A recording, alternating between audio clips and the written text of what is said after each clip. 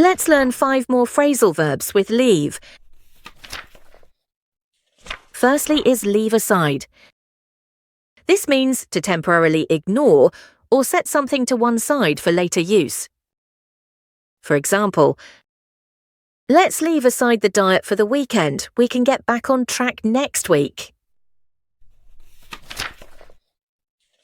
Next is leave behind.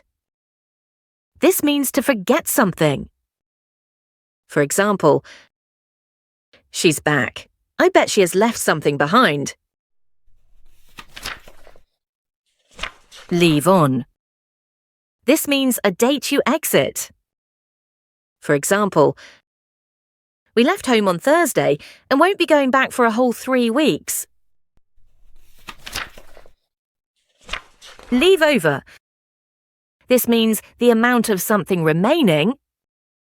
For example, fill your boots. Any food left over will be donated to the soup kitchen. And finally, leave up to. This means to give someone the responsibility. For example, I've no idea what to get them for an engagement present. I'll leave it up to you.